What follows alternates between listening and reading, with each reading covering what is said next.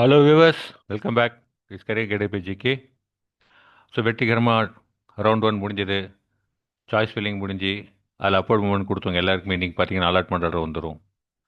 So round two choice filling போகக்கூடிய மாணவர்கள் மற்றும் பெற்றோர்களுக்கான ஒரு முக்கியமான வீடியோ. 3 நாட்கள் உங்களுக்கு டைம் இருக்குது, உங்களுடைய சாய்ஸ் ஃபில்லிங் பண்ண போகிறீங்க. ஸோ இந்த சாய்ஸ் ஃபில்லிங் சம்மந்தமான இறுதி நேர உங்களுக்கு அவசியமான மிக முக்கியமான சில இன்ஃபர்மேஷன்ஸோடு வந்திருக்கும். It's career guidance by GK. So எங்கள் யூடியூப் சேனல் சப்ஸ்கிரைப் பண்ணியிருக்கிறவங்க நல்லா பார்த்துக்கோங்க. ஸோ உங்களை நாங்கள் சப்ஸ்கிரைப் பண்ணுங்கள், எங்களை சேனலை ஃபாலோ பண்ணுங்கள். நான் அதெல்லாம் கேட்க போகிறதில்ல. இந்த வீடியோவை நல்லா பாருங்கள், இதில் இருக்க விஷயங்களை நல்லா பயன்படுத்திக்கோங்க. அதுக்கு அப்புறமா உங்களுக்கு வீடியோ பிடிச்சிருந்தா லைக் போடுங்க. இந்த சேனல் பிடிச்சிருக்கு, இந்த சேனலில் சொல்கிற விஷயம் உங்களுக்கு பயனுள்ளதாக இருந்தால் நீங்களும் பயன்படுத்திட்டு மற்றவங்களுக்கு ஷேர் பண்ணுங்கள். வீடியோக்குள்ளே போகலாங்களா? ஸோ நாளைக்கு நான் சொல்கிறது 26ஆம் தேதி. அதேமாதிரி இந்த வீடியோ ரெக்கார்ட் பண்ணி அப்லோட் ஆகும்போது மேபி இன்றைக்காக கூட இருக்கலாம். ஸோ 26 ஜூலை மாதம் உங்களுக்கு choice filling second round start ஆக போகுது. ரவுண்ட் டூ மாணவர்களுக்கான சாய்ஸ் ஃபில்லிங் ஸ்டார்ட் ஆக போகுது. ஸோ ரவுண்ட் டூ மாணவர்களே, நீங்கள் தான் ரொம்ப லக்கி ஸ்டூடெண்ட்ஸு. காரணம் என்னென்னா, ரவுண்ட் ஒனில் இது வரைக்கும் விசாரித்து பார்த்த வரைக்கும் நிறைய குளறுபடிகள் மாணவர்கள் மத்தியில், பேரண்ட்ஸ் மத்தியில் நிறைய குழப்பங்கள் பண்ணி நல்ல நல்ல ஆப்ஷன்ஸ் எல்லாம் விட்டுட்டாங்க. ஸோ ரவுண்ட் டூ உங்களுக்கு பார்த்தீங்கன்னா அப்பர் லெவலில் இருக்கக்கூடிய டயர் ஒன்னில் இருக்கக்கூடிய சில நல்ல கல்லூரிகளிலே உங்களுக்கு வேகன்சி வர வாய்ப்பு இருக்குது. அதே மாதிரி அரசு கல்லூரிகள்லையும் பார்த்தீங்கன்னா வேகன்சிகள் வர வாய்ப்பு இருக்குது. இதெல்லாமே கேட்ட இன்ஃபர்மேஷன் வச்சு தான் சொல்ல வரோம். நாளைக்கு காலையில் அல்லது இப்போ இந்த வீடியோ நீங்கள் 26ஆம் தேதி பார்க்குறீங்கன்னா 26ஆம் தேதி காலையில் நீங்கள் டிஎன்இ வெப் புதுசில் போனீங்கன்னாவே மேலே பார்த்தா வேகன்சி பொசிஷன்ஸும் போட்டிருப்பாங்க. ஆஃப்டர் அகாடமிக் கவுன்சிலிங் போட்டிருப்பாங்க ரவுண்ட் ஒன். ஸோ அதை கிளிக் பண்ணி பார்த்தீங்கன்னா உங்களுக்கு டீட்டெயில்ஸ் இருக்கும். ஸோ ஸ்டூடெண்ட்ஸ், பேரண்ட்ஸ், ஏற்கனவே நீங்கள் நல்ல கல்லூரிகள் என்ன கோர்ஸ் படிக்கணும், எந்த காலேஜில் படிக்கணும் அப்படிங்கிறது எல்லாமே டிசைட் பண்ணி நீங்கள் ஒரு லிஸ்ட் எடுத்து வச்சிட்டிங்கன்னா ரொம்ப ரொம்ப ரொம்ப சந்தோஷம். சப்போஸ் அப்படி எடுக்கலைன்னா ஒன்றும் ப்ராப்ளம் இல்லை, இப்போ கூட சான்சஸ் இருக்குது. சாய்ஸ் ஃபில்லிங் நாளைக்கு உங்களுக்கு போர்ட்டல் ஓப்பன் ஆன உடனே அவசரப்பட்டு மடமடன்னு சாய்ஸ் ஃபில்லிங் பண்ணாதீங்க. 3 நாள் டைம் இருக்குது. நாளைக்கு ஒரு நாள் ஃபுல்லாக அனலைஸ் பண்ணுங்கள்.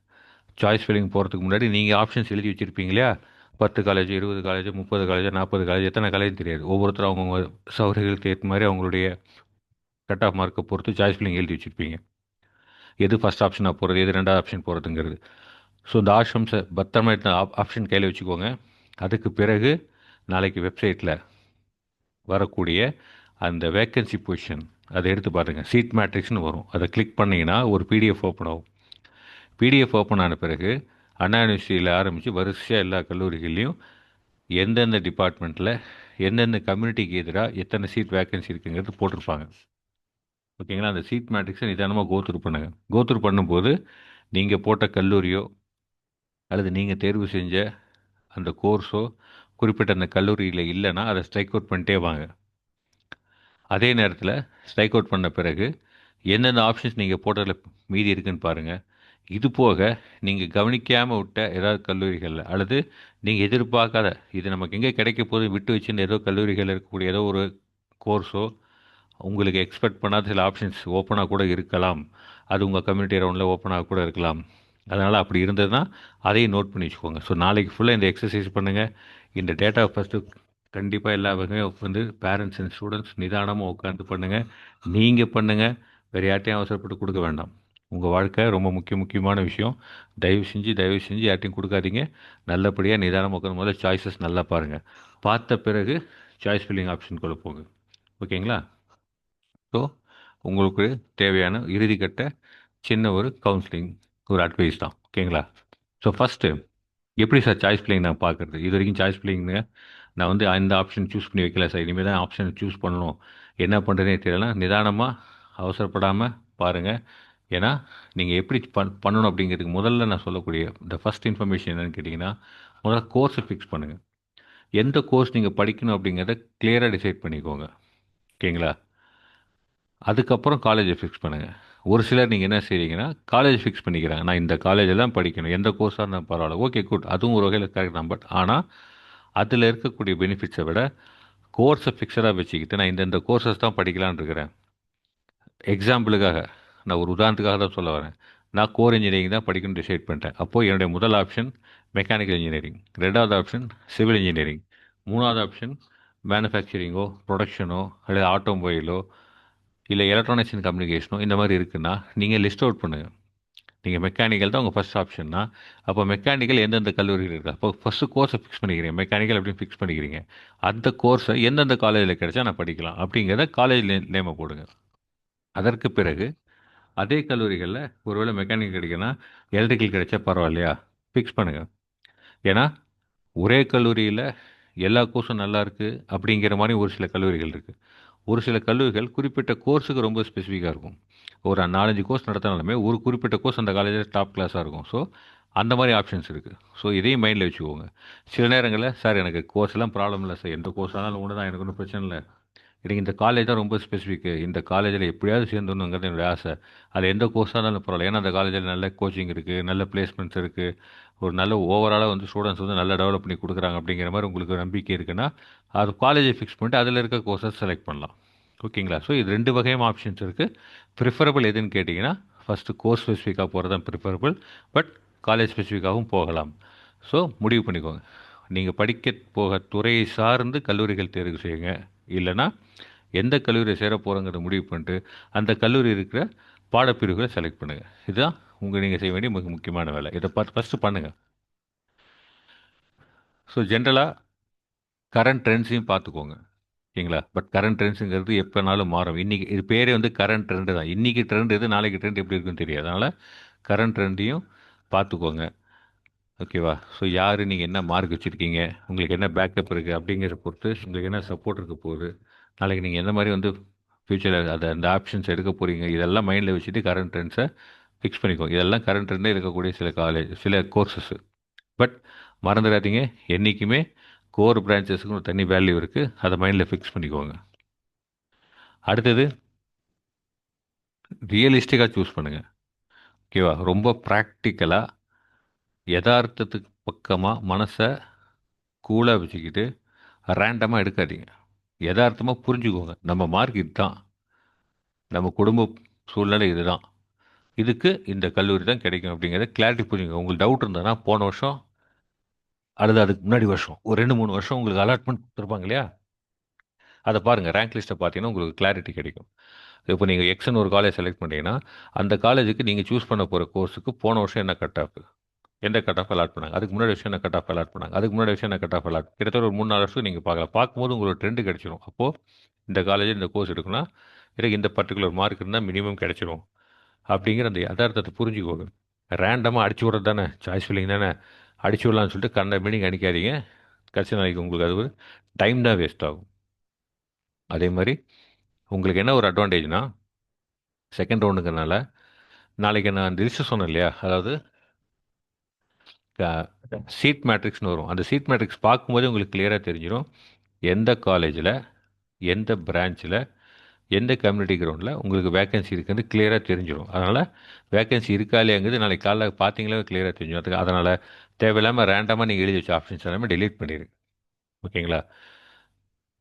ஸோ ப்ரீவியஸ் இயருடைய, சென்ற ஆண்டு, அதுக்கு முந்தின ஆண்டு, அதுக்கு முந்தின ஆண்டு இருந்த ரேங்க் சாய்ஸஸ் எந்தெந்த கட் ஆஃப் எது இதுக்கு போயிருக்குங்கிறத க்ளோஸாக ஒருத்தரை வாட்ச் பண்ணிவிட்டு அந்த ட்ரெண்டை ஒரு அனலைசிஸ் பண்ணிவிட்டு அதுக்கப்புறம் கல்லூரிகளை செலக்ட் பண்ணுங்கள்.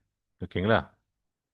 அதே மாதிரி டயர் 2 டயர் 3 காலேஜஸ் மறந்துடாதீங்க. சென்னையில் இருக்கிற அல்லது கோயம்புத்தூரில் இருக்கிற அல்ல மதுரையில் இருக்கிற இந்த மாதிரி பெரிய பெரிய கல்லூரிகள், சென்னையில் தான் டாப் கிளாஸ் காலேஜஸ் இருக்குது அப்படிங்கிற மாதிரி சில பிம்பங்கள் இருக்கலாம்.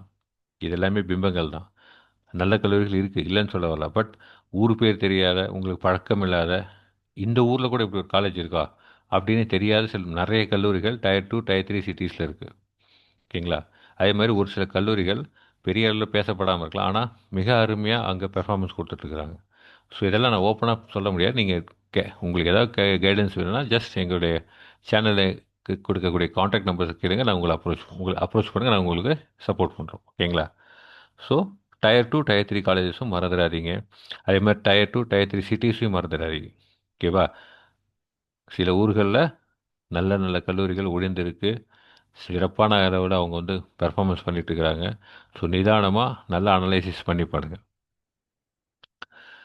அதுக்கு தான் சொன்னேன், லொக்கேஷன் ரொம்ப முக்கியம். ஓகேங்களா? ஸோ ரொம்ப லொக்கேஷனே நம்பிட்டு போகாதீங்க. பெரிய பெரிய சிட்டிஸில் போய் படித்தா தான் நல்ல ஒரு எக்ஸ்போசர் கிடைக்கும். இன்றைக்கி அந்த அளவுக்குலாம் இல்லை. இன்றைக்கி எல்லாமே இன்றைக்கி உங்களுக்கு வந்து என்ன சொல்கிறது, வேர்ல்டு இஸ் ஓப்பன். ஒரு குளோபல் இது மாதிரி ஆகிப்போச்சு. அதனால் எங்கே போனாலும் ஈஸியாக உங்களுக்கு எல்லாமே கிடைக்கும். ஓகேவா?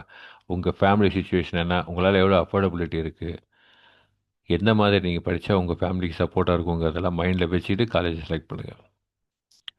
அதே மாதிரி சாய்ஸ் போடும்போது நிறைய சாய்ஸஸ் கொடுங்க. அதில் கஞ்சத்தனம் பண்ணவே வேண்டாம். எனக்கு இவ்வளோ தான் சார் கிடைக்கும், நான் போன வருஷம் கட் ஆஃப் மார்க்லாம் பார்த்தேன், எனக்கு இந்த 5 காலேஜ் கொடுத்தா போதும், அடுத்து 5 சாய்ஸ் கொடுத்தா போதும் அப்படின்னு ரொம்ப குறைச்சலா சாய்ஸ் கொடுக்காதீங்க. ரிஸ்க் ஜாஸ்தி. அதனால் சாய்ஸை எவ்வளோக்கு எவ்வளோ முடியுமோ அதிகப்படுத்துங்க.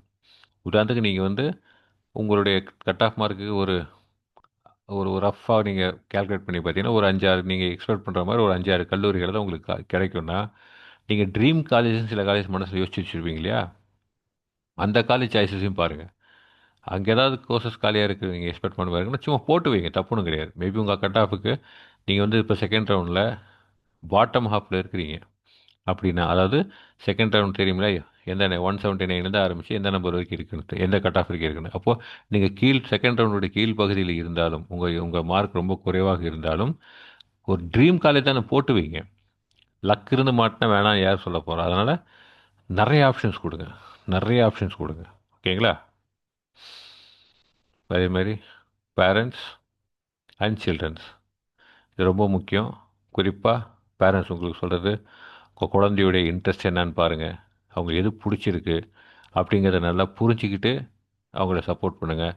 எந்த ஒரு ஆப்ஷனையும் அவங்க மேலே திணிக்காதீங்க. நீ இதை தான் படிக்கணும்னு தயவுசெய்து திணிக்காதீங்க. நாளைக்கு லைஃப்பில் ஏதாவது ப்ராப்ளம் ஆகி போச்சுன்னா, அவங்களால அதை படிக்க முடியாமல் போச்சுன்னா, திரும்ப நீங்கள் தான் இன்னொரு முறை அதுக்காக அந்த சுமையை சுமக்க வேண்டியதாக இருக்கும். அதனால் நிதானமாக புரிஞ்சு யோசித்து குழந்தைக்கு என்ன பிடிக்குது, எது படித்தா பெட்டராக இருக்கும் அப்படிங்கிறத புரிஞ்சு உட்காந்து பேசி அனலைஸ் பண்ணுங்க. அதாங்க சொல்கிறேன், இந்த சாய்ஸ் ஃபில்லிங் பண்ணும்போது ஸ்டூடெண்ட் இல்லாமல் ஸ்டூடெண்ட்டுடைய பேரண்ட்ஸ் 2 பேரும் கூட உட்காந்து நிதானமாக படித்து பார்த்து புரிஞ்சுக்குவாங்க. அதே மாதிரி பிளேஸ்மெண்ட் பின்னாடி ஓடாதீங்க. பிளேஸ்மெண்ட்டுங்கிறது ஒரு நிலையான விஷயம் கிடையாது. எப்படி வேணால் ட்ரெண்டு மாறும், எப்படி வேணால் மாறலாம். இன்றைக்கி டெக்னாலஜிக்கல் அட்வான்ஸஸ் வரதுனால நிறைய குழப்பங்கள் பிளேஸ்மெண்ட் மார்க்கெட்டில் போயிட்டுருக்கு. அதனால் பிளேஸ்மெண்ட்டை மட்டும் நம்பி போகாதீங்க, உங்களை நம்பி போங்க. நல்லா படிங்க, பேசிக்ஸை நல்லா படிங்க, சப்ஜெக்ட்ஸ் நல்லா புரிஞ்சு படிங்க. நீங்கள் எல்லா வகையிலும் திறமைசாலியாக வெளியே வந்தால் வேலை உங்களை தேடி வரும், நீங்கள் வேலை தேடி போக தேவையில்லை. இதை மைண்டில் ஃபிக்ஸ் பண்ணிக்கோங்க. அதே மாதிரி உங்கள் குழந்தைங்களுடைய எதிர்காலத்துக்கு ஒரு ஸ்ட்ராங் ஃபவுண்டேஷன் கொடுக்குற மாதிரி கொடுங்க. ஏன்னா இந்த 4 வருஷம் கோர்ஸுங்கிறது எப்படின்னு கேட்டிங்கன்னா, பேரண்ட்ஸ் நீங்களும் கேட்டுக்கோங்க, ஸ்டூடெண்ட்ஸ் நீங்களும் கேளுங்க. பேரண்ட்ஸ் ஸ்டூடெண்ட்ஸை நம்பி 4 வருஷத்துக்கு ஃபீஸை இன்வெஸ்ட்மெண்ட் பண்ணுறாங்க, முதலீடு பண்ணுறாங்க. ஸ்டூடெண்ட்ஸ் நீங்கள் உங்கள் 4 வருஷம் டைமை முதலீடு பண்ணுறீங்க. ஸோ மறந்துடாதீங்க, எந்த தொழிலும் முதலீடு போட்டால் லாபத்தோடு தான் முடியணும். ஸோ இதுவும் உங்கள் எதிர்காலத்துக்காக நீங்கள் பண்ணுற முதலீடு லாபகரமாக முடியணும். யோசித்து நிதானமாக சாய்ஸஸ் கொடுங்க. லாஸ்ட் வேர்ட்ஸ், கேர்ஃபுல்லாக பிளான் பண்ணுங்கள். ரொம்ப சமயோஜனமாக புத்திசாலித்தனமாக முடிவு பண்ணுங்கள். அந்த சாய்ஸஸை ரொம்ப ஸ்மார்ட்டாக ஃபீல் பண்ணுங்கள். ஓகேவா? ஏன்னா இன்ஜினியரிங்கை பொறுத்த வரைக்கும் எங்கே படிக்கிங்கிறது மட்டும் முக்கியம் கிடையாது. அதை மட்டுமே வச்சு உங்கள் எதிர்காலம் அமைய போகிறது கிடையாது. எப்படி படிக்க போகிறீங்க, எந்த அளவுக்கு உங்களை நீங்கள் எக்ஸ்போஸ் பண்ணிக்க போகிறீங்க, எந்த அளவுக்கு நீங்கள் கொடுத்த சந்தர்ப்பத்தை பயன்படுத்திக்க போகிறீங்க, அதுதான் முக்கியம். இந்த கல்லூரி சேர்ந்துட்டு வாழ்க்கை செட்டில் ஆகணும்னு நினைக்கவே நினைக்காதீங்க. இந்த கோர்ஸை படித்தா எனக்கு வாழ்க்கை செட்டில் ஆகணும்னு நினைக்கவே நினைக்காதீங்க. ஓகேவா? எப்படி நீங்கள் படிக்க போகிறீங்க, எந்த அளவுக்கு அந்த கோர்ஸஸ் யூட்டிலைஸ் பண்ணிக்க போகிறீங்க, எவ்வளோ உள்வாங்கி உங்களை எப்படி நீங்கள் உங்கள் திறமைகளை எப்படி வளர்த்திக்க போகிறீங்கிறத பொறுத்து தான் இருக்குது. ஓகே? ஸோ உங்கள் அனைவருக்கும் எங்களுடைய வாழ்த்துக்கள், எங்கள் சேனல் சார்பாக வாழ்த்துக்கள்.